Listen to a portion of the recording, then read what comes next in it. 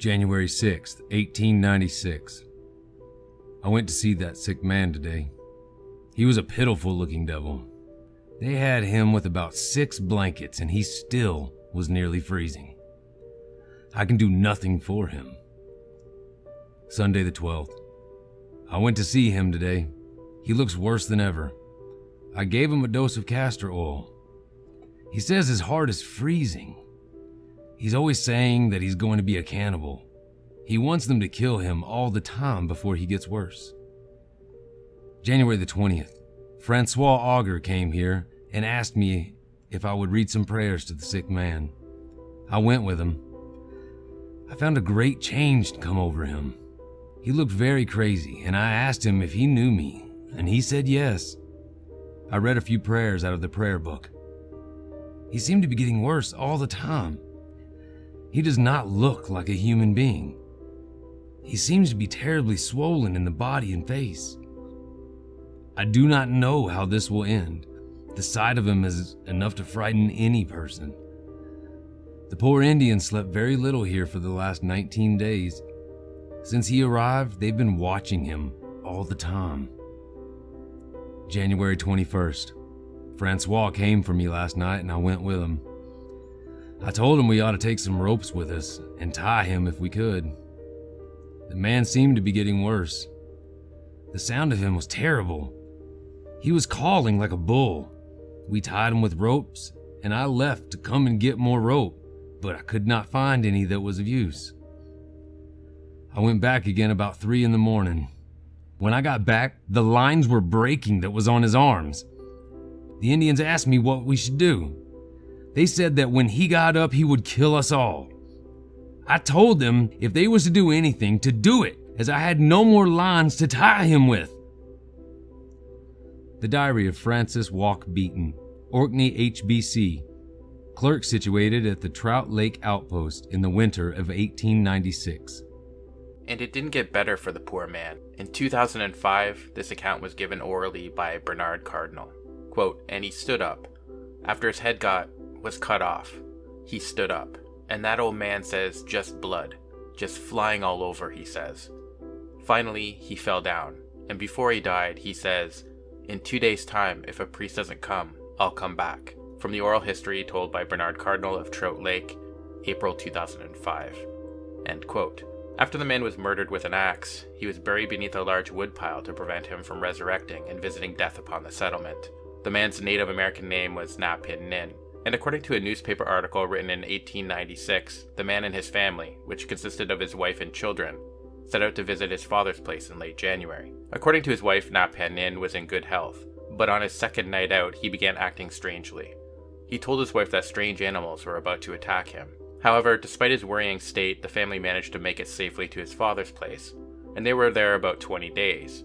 But as time progressed, Na Pin Nin's condition worsened. She said his fits of insanity became more frequent, and he began to act out violently. His body swelled considerably and his lips puffed out. They eventually used an axe to behead him because, according to the local Native American beliefs, a bullet will not pierce a Wendigo or be able to kill it. And Na Pin Nin's story is not the only one. There are several stories of the Wendigo in newspaper articles during that time period. But what exactly is the Wendigo? And what did people believe about this flesh-eating monster that supposedly haunted the Canadian wilderness?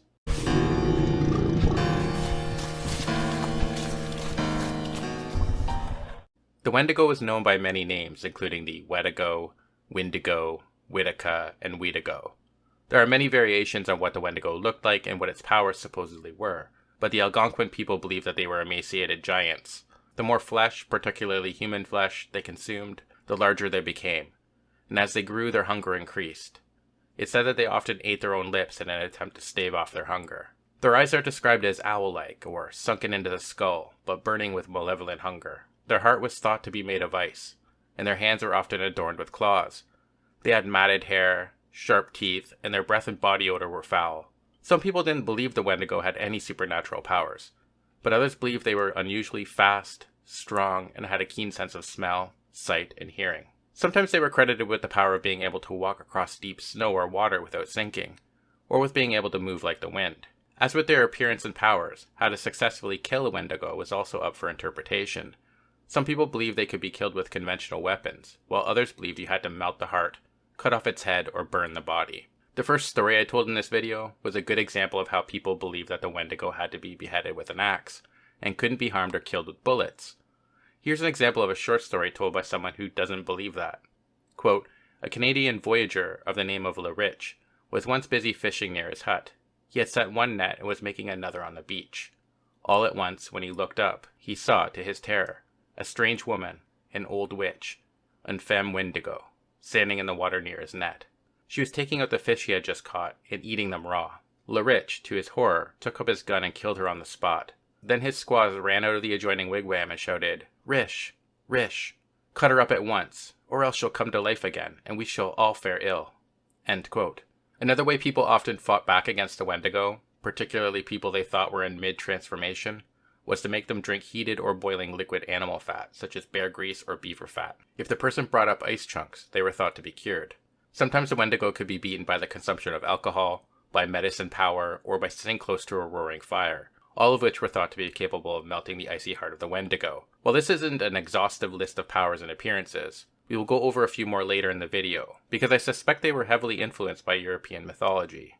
But I think this gives a pretty good overview of what people believed about the Wendigo, and how they often tried to combat it. Let's move on to how one supposedly became a Wendigo.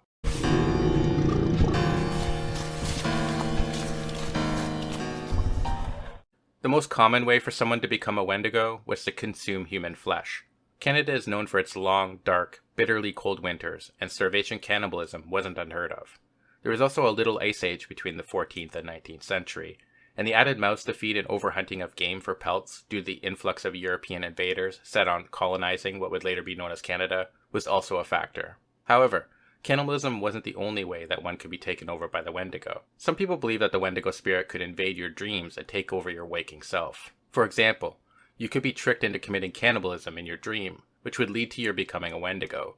You could also be cursed by past relatives or enemies, and through repeated visitations, be possessed by the Wendigo. Dreams or visions of ice, the north wind, or the eating of human flesh were all thought to be indications of possible Wendigo possession. A third way was through sorcery or bad medicine. For example, a sorcerer could target an individual and cause a shortage of food, which would lead to starvation and likely cannibalism. In some cases, even the credible threat of a bad medicine attack could cause so much fear that the target would be too afraid to hunt or check trap lines, which would result in starvation and the conditions necessary to bring about a Wendigo possession. I also found one obscure newspaper article from 1920, which told the story of a dog named Wendigo that had turned cannibal. Apparently, the dog began, quote, biting mouthfuls of living flesh out of his haunches and swallowing them, blood, hair, and all, end quote. They shot the dog 6 times in the head and dragged its body down to the ice. However, come feeding time, quote, who should come staggering up the bank with his head as big as a pail, but unconquerable Wendigo? A council was held, execution was the sentence, and an axe and block obtained. Then the head was severed from his body and placed on the ice, end quote. I'm not sure how common the belief in the Wendigo being able to possess other animals was, although I suspect it wasn't too common since I didn't find mention of it anywhere else. But the story in the newspaper does carry the same hallmarks of a human Wendigo possession, such as the need to cannibalize itself and to sever the head to kill it. Some people believe that the Wendigo condition was not an actual possession by an evil spirit, but the warping of a human spirit, which could be brought about through cannibalism, etc. This article from 1921 describes how widespread the belief in the Wendigo was, and if you read it, you'll also notice the disdain and casual racism that the writer has for the native people, when he refers to them as simple savages. In the story, the writer says the natives believed so strongly in a nearby Wendigo that unless it was caught, killed, and had its heart cut out and burned, that they would refuse to be out once the sun went down. Another fascinating thing about the article is the description of the supposed Wendigo. Quote, Dr. Greenfeld, the Labrador missionary, records the visit of an undoubted Wendigo to the home of a Scotch settler on the coast. The French agent of Révillon Frères, he writes, had come over and together they had tracked it, measured its footmarks in the mud, and even fenced some of them round. The stride was about 8 feet, the marks as of the cloven hooves of an ox. The children described the creature as looking like a huge hairy man, and several nights the dogs had been driven growling from the house into the water. Twice the whole family had heard the creature prowling around the cottage and tapping at the doors and windows. End quote. And this brings us to our final observations. How had European myths influenced the belief in the Wendigo? And also, how did the medical community at the time deal with that belief?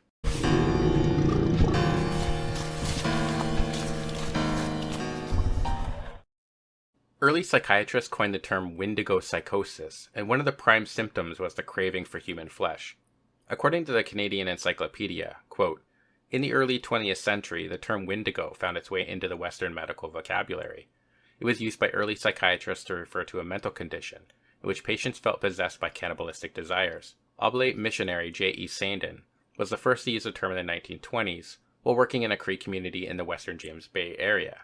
There, he met a woman who claimed that she saw strangers who wanted to kill and devour her. Sandin referred to the woman's mental condition as a psychoneurosis, a mental or behavioral disorder characterized by depression and anxiety. Over time, the condition came to be known as the Wendigo psychosis.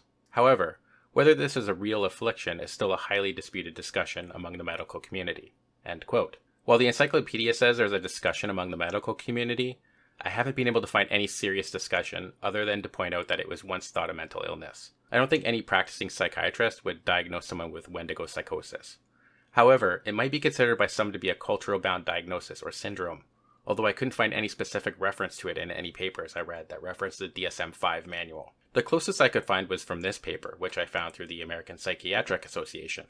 And please keep in mind, I'm not a psychiatrist or medical professional. I'm just telling you what I've been able to find on this subject through my mediocre research. That said, in the last segment I mentioned how the Wendigo description included traits that were probably influenced by European mythology, particularly the cloven hooves, which closely echoes the belief in Satan, who is often depicted with hooves and horns. And horns are another addition to the Wendigo, which doesn't seem to be part of the original Wendigo beliefs. In many pictures, the Wendigo is depicted as having an antlered head, where before it was a much more human-looking head. Another change is the depiction of the Wendigo as a hairy beast, which never seemed to be a main feature until the 1900s at the earliest. And I would bet that this idea was influenced by European belief in the werewolf. You can find that sort of depiction in comic books, many of which I enjoyed reading as a child, where the Wendigo resembles the werewolf in many respects. But while the Wendigo has never achieved the same sort of fame as monsters such as the vampire, the werewolf, and the zombie, it does hold a firm position in modern culture. The Wendigo has made appearances in popular books, television shows, comics, movies, and art.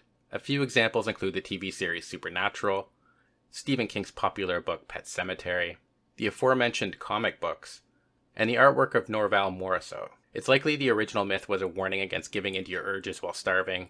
It might also have been a cautioning against greed, or an attempt at an explanation for mental illness, or a manifestation of our fear of the long, cold, dark night.